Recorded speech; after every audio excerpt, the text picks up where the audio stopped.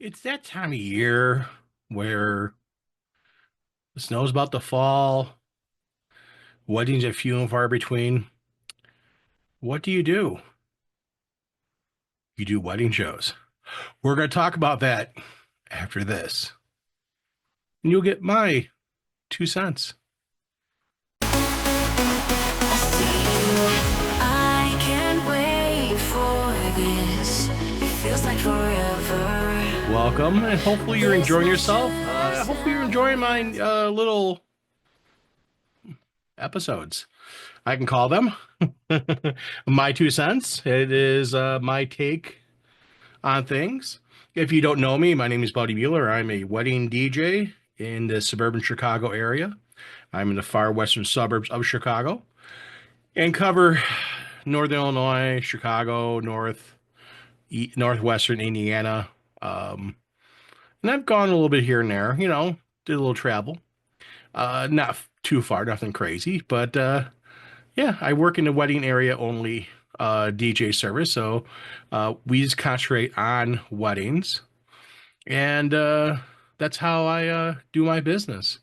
And here's one of the things that I know every market's different, so I'm not my 2 cents. If you like hearing this stuff and you want to hear from other DJs, and again, we've talked about this in a little bit here and there on my other show, the DJ Roundtable, which is live on Twitch on Tuesday nights, and then we record it and play it back here on YouTube. This stuff right here is only on YouTube. I'm not going live on Twitch with this. I'm recording this in my lovely studio. And I also got some unboxings and gig logs on here. So please make sure you check out the channel. I got lots of stuff on here. Um, I am not a I cannot say I'm a YouTuber, even though I'm on YouTube, have been on YouTube for many years. Uh, it's one of the things that I want to give my opinion on things, and I want to give an opinion on things in the DJ world. And I hope that you're enjoying this. And if you do, make sure you give the thumbs up, make sure you smash the like button, make sure you follow, and why not share it with another DJ? And that's why I ask. So my 2 cents on wedding shows. So let me give you a little background. Again, like I said before, I'm a wedding exclusive DJ service. So I work in the wedding realm. I don't do karaoke or like that. I just work in weddings. And there's nothing against DJs who do that or who multitask. My philosophy is, I want to concentrate in one area and do it right. It's kind of like uh,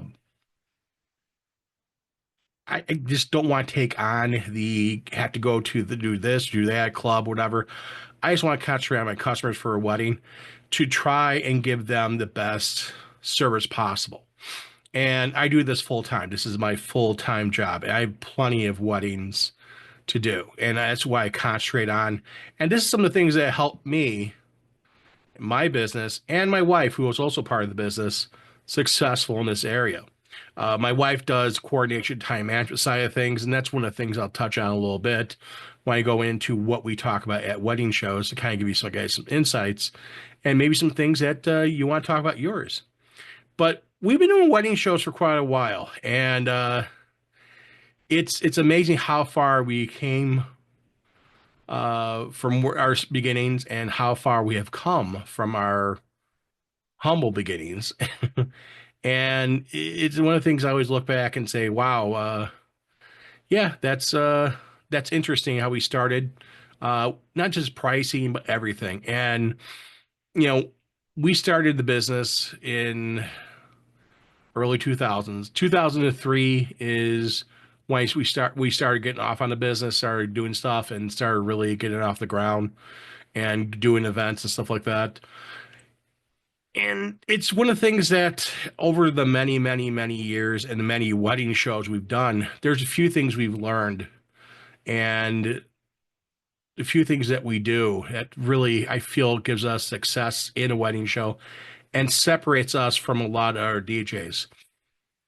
The big thing is that when I talk to a wedding show producer, whoever it is, I ask some questions, and this is some of the questions that you should ask. And again, this is entirely up to you if you want to ask them.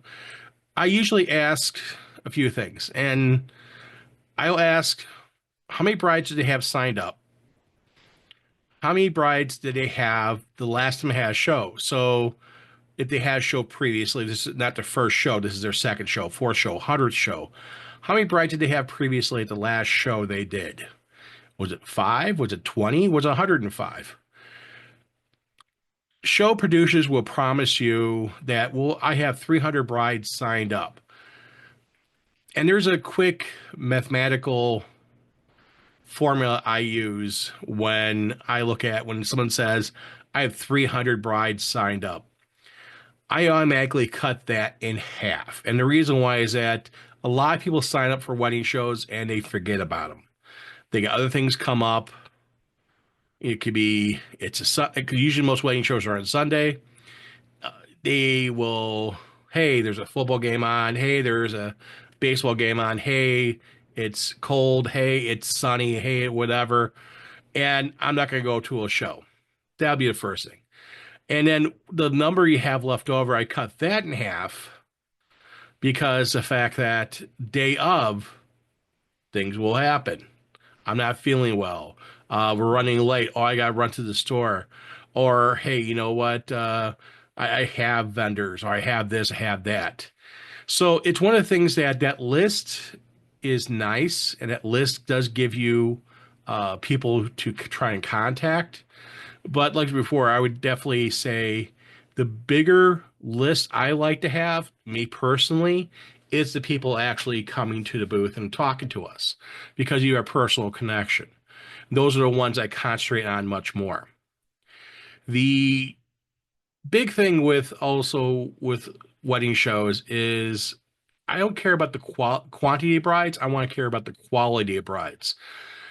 If I'm talking to someone and they're interested, I want to make sure I, take note of that. I write down notes on their little information card that we have. And I do collect information from them, ask them for a number, ask them for information. So I have that, and that information does help out quite a bit because, again, we ask certain questions. And some of the questions you can ask is like, where's your venue at? Do you need service for your ceremony? Do you need services for the reception only?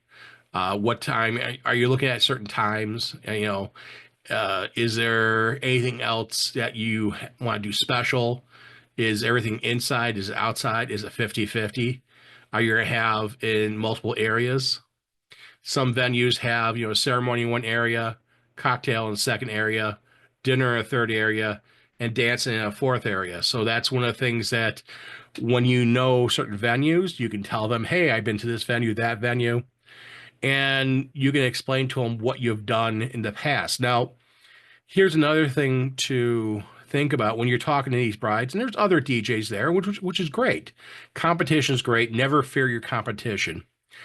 But the thing is that with your competition, you always want to keep yourself separate. What I mean by that is you want to build in their mind that why you're different from Jim Shoe DJ service 4 booths down. How are you different than them? How are you different between other things? One of the things, like I said before, my wife works with me. She does a coordination time management side of things. So that is a selling point that we use for our business. There's other selling points too that we use. And we go through things with the couples when we talk to them, explain to them. The big things also you want to take in consideration is when you're talking to these people, you want to have your elevator speech kind of down pat. You want to have some called actions. And what I mean by that, have something that will call their action to them that has it in their mind that you are an expert. And those things right there could be anything that you do at your wedding that you do differently, plus also that you want to show that you understand wedding. One of the things you can say, are you doing a formal seating of the mothers? A lot of people who don't do weddings don't know what that is. And, that's one of the things when you're talking to a couple, they're like, we don't know idea what that is. That's one of many things you can ask and talk to them about. Say, hey, what about this? What about that? The presentation on a wedding show is important. And I do not bring audio gear with me. The reason why is that I do not want to make my neighbors mad. I don't have to yell over music. I don't need to bring other additional equipment in. I am the philosophy of less is more. Bring in stuff to showcase what you can do. Bring in stuff that you showcase what you could do for the client, and bring in ideas, bring in images. Having, video screens. I see guys with big video screens. I've done big screens. I've done small screens. I tend to go more toward a smaller screen. I've been using a 32-inch monitor for a nice curved Samsung monitor for a while, and I like the size of it. It fits on the table. It's not big and cumbersome.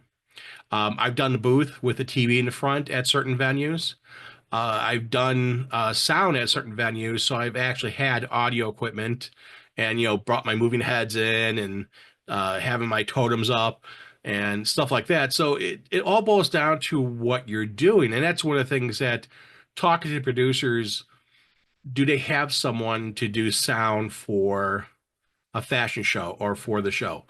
I will not bring, again, audio equipment in if I'm not doing sound. Again, why put myself through the trouble of that? The other thing is that, people, you're trying to mix, you're trying to do stuff, and then you're trying to talk to a customer. Or you have it, even though I hear people all have in the background, I cannot tell you how many times I've been at wedding shows and vendors around me are complaining because a DJ is playing music, and it's like I hear it and it's bothering me as another vendor, not because they're a DJ, just because it's cumbersome to try and talk to someone. It's loud enough the way it is most of the time because you have all these people talking, and then you have someone playing music, whatever song it is. It could be some instrumental. Still, it's more background noise. And again, I understand people want to defend it and say, "Well, I don't want to quiet by my area. I want to work to music." But you have to take in consideration your neighbors, your other vendors around you, and that's one of the big things. Again, I keep saying one of the big things. There's many big things.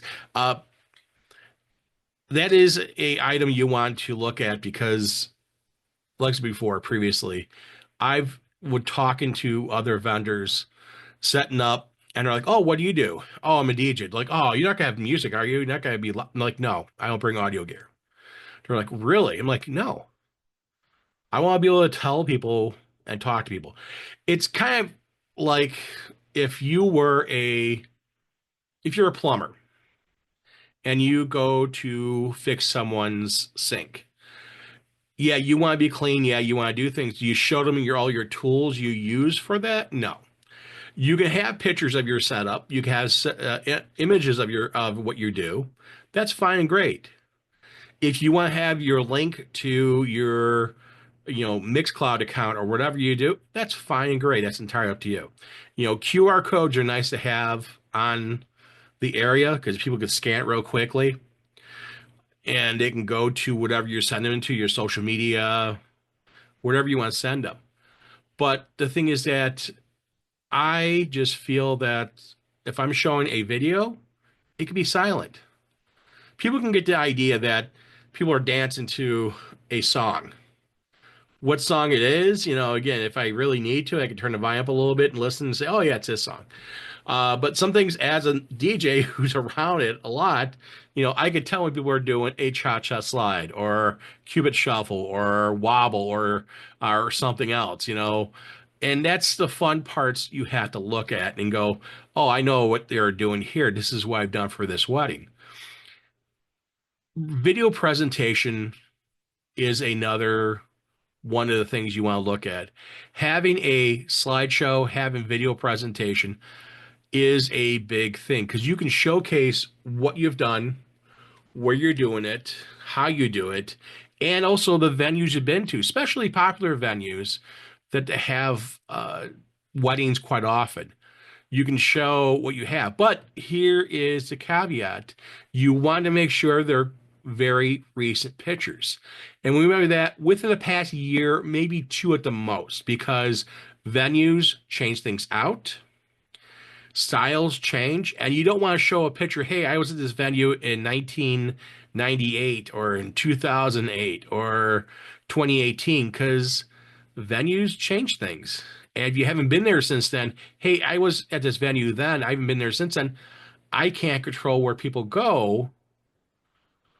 And I've been there before, and whatever improvements they've done, wherever they did from there to now, I'm sure I'm glad it's done, and I will contact the venue and make sure that everything is done beforehand. And that's one of the things, again, explain to people how you are a professional, that you understand things, how you take care of the logistics, how you take care of everything between you and the venue, between you and other vendors. References to other vendors is also nice to have. Not only references from, but to. And what I mean by that, when people ask at a wedding show, oh, hey, you available at such a day? Hey, great. One of the things I ask, hey, do you have any other vendors you're looking for here today? Oh, I'm looking for a photographer. And if you know a photographer there at the wedding show, hey, go see so-and-so photography. I've worked with them before. They are awesome to work with. I definitely recommend them. My clients that had me for DJing, them for photography, love the photographs. And it's just so fun working with another professional like that. It's a kind of a feather in your cap that you're sending them over there, but it also shows that you understand what's going on at a wedding. You understand how to work with other professionals. You understand that, hey, this photographer here, I've worked with in the past. So it shows that you have credibility, and they can talk to that photographer. That's why having good relationships with other vendors is important. And they can say, oh, yeah, hey, I worked over there with, your DJ company. It is a lot that goes on at a wedding show. People pack that place a lot of times. Sometimes you may get a few. Whatever you have, you need to capitalize on the people you talk to. Not every person there is your customer. You get some wedding shows that will give you a little card, fill in, your initials for them to come to every single booth. I like that and I don't like it, because you have people standing in line wanting to get it signed. And I asked, do you need a DJ? No, I have one. I have it. Or no, I have a band. Or no, no, I'm good. Okay, not a problem. You don't want to, and this may sound really mean, and it's not to be mean, it's just the way it is. You don't want to spend a lot of time on those people. You want to thank them, be professional, be nice, be courteous. Oh, thank you so much. Congratulations to you. I wish you many happy years. Be very nice. And again, it's one of the things that pays back tremendously, because you're showing yourself off as a professional. You're showing yourself off as someone who is understanding of their plight and of their special day. And because they didn't select you for services, doesn't mean it's a bad thing. Just means you didn't get selected. Maybe they couldn't afford you. Maybe they wanted something you don't do. There's stuff I don't do, but maybe this other DJ does. And that's the thing, is that talking to someone, educating them what you do and a little bit what you don't do, because maybe they're looking for something like, oh, well, hey, I want a DJ who will tap dance and sing. I don't tap dance and sing. It's fat guys dancing and singing. Yeah, that's not my forte. It's one of the things that I don't do certain things. I don't offer certain services because of the fact that I just don't see a need to do it. And if someone's looking for those things that I don't offer, I'd say, hey, I'm sorry, I don't offer it. I talk to them. If they don't want to pursue it further, not a problem. I get plenty of business from people who really fit with what we do. And that's the thing, is that you want to have that connection. You want to talk to them and take note. Again, when you're collecting the information from them, take note. Take note. Hey, did you feel this person was a connection? Put a little star. Hey, you know what? This couple I talked to, we really hit it off really well. I should put a star. Another recommendation I would have is having more than one person at the wedding show. Even you're a solo op, you're a single person. You should have another person because you only talk to one person one time. You can talk to a couple people, but then you're trying to cast this wide blanket and cover everyone. And a lot of times you miss people. Even having two people sometimes with certain wedding shows are not enough. Tracy and I, we have a couple employees. We have brought employees in and for wedding shows, certain wedding shows, and done them. We've done big wedding shows. We've done little bit wedding shows. We've done everything between, and wedding shows always cost money. Don't be afraid to put money out for a wedding show that you feel works for you. And what I mean by that is that do some homework on the wedding show. If they do it a couple times a year, go to one, see how it is, see what the output is, see what the brides are like. Are the brides your clientele or are they not? Or do you fit in there? Because, again, if there's something that you're not providing and people are looking for that, you don't want to waste that time and that money on that wedding show. Be prepared. Now, you want to go in, you want to dress, you want to be professional, but you don't want to overdress. And what I mean by that, a lot of DJs, I've seen them, they'll wear a tuxedo, they'll wear other stuff. People are coming in there. It's usually a Sunday. They're usually dressed with a t-shirt, sweatshirts, sweaters, jackets, hats, gloves.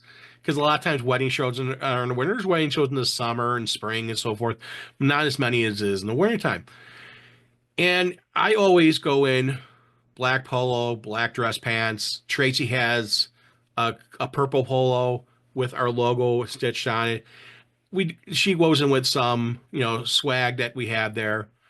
And that's one of the things when we talk to people, we have stuff. We have name tags. We have certain things to, show that we are there to help them, to make them personalized. They see my name. Oh, hey, your name's Buddy. Oh, hey, your name is Tracy. And that is to get that connection with them. Retailers do this all the time with name tags, and that is designed to give people a connection with you. You go into whatever store it is, you walk up to an associate, you see the associate has a name, they have a title, usually, it could be associate, it could be a manager, it could be front end manager, it could be general manager. And again, I worked retail for many years. So again, having those tags there, it tells the customer who you are. Same thing we have in ours. We have our name and what we are. Like I have DJ/owner. Tracy has coordinator/owner because we are the owners. Having some stuff to give out, information, I definitely recommend that. And again, I know that younger generation, younger people like digital, not a problem. Have a QR code. That QR code should go to your website, go to social media, something. Now, I do have pricing. I do have brochures that has pricing. I'm very upfront with my pricing. So I have pricing there. And the reason why I do it is because someone's looking for a DJ who's really inexpensive. I don't follow that suit. I don't follow that area. So they understand, hey, you know what? I'm sorry. I'm not the DJ for them. Every market's different. But I believe having the price there, you get rid of a lot of people who are looking and shopping for price. I want to have customers that want to have service and want to have the services that I provide. What do I offer? And I go through that and go through all that on the brochure.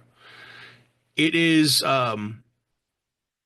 also a nice thing to have is a clean, easy presentation. But if you have any awards, you've won an award from a local chamber, from one of the wedding websites, the Knot Wedding Wire, we've won multiple awards. So we have those awards on the table. We have anything that calls us out on the table.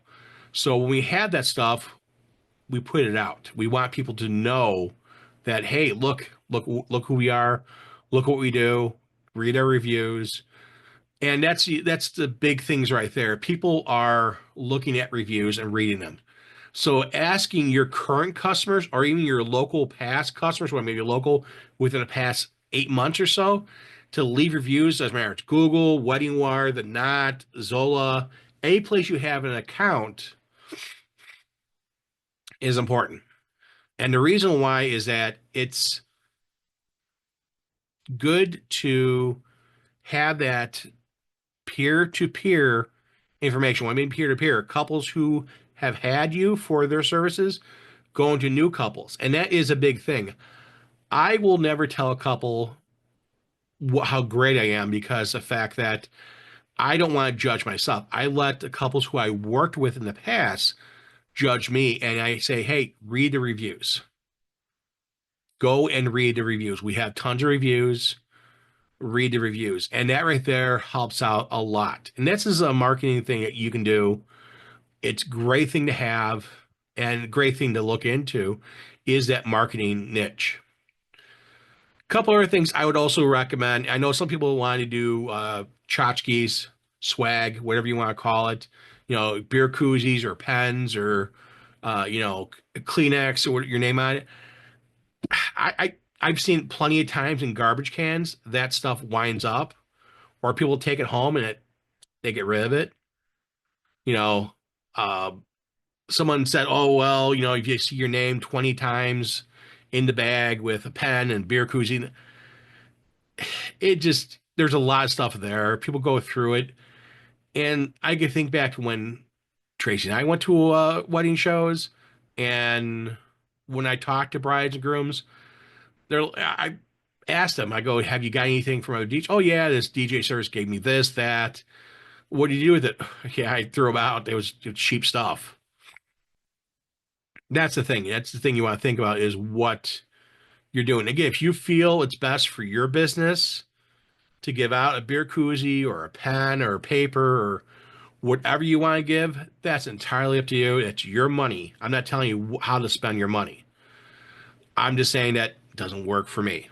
I don't see a reason for it. We've tried pens before, and we had a bunch of pens left over. Took us a while to get rid of them.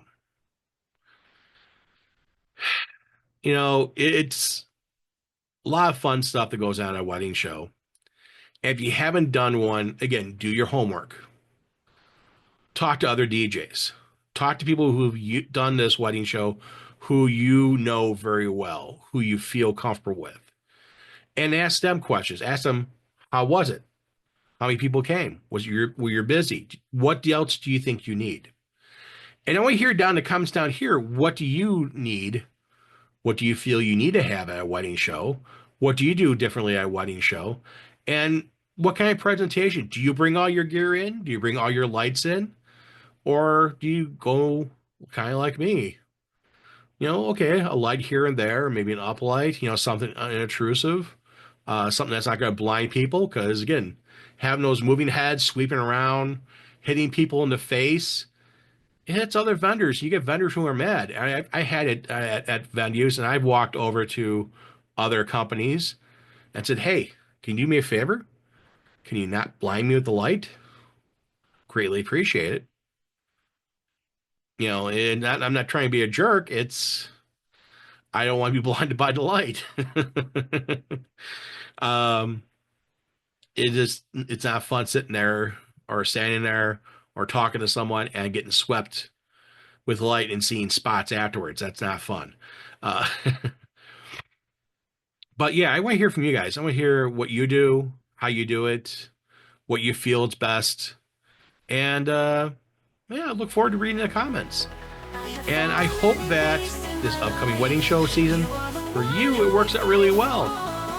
Other than that, I hope to hear you back here, see you back here, hear from you, and enjoy. Thank you.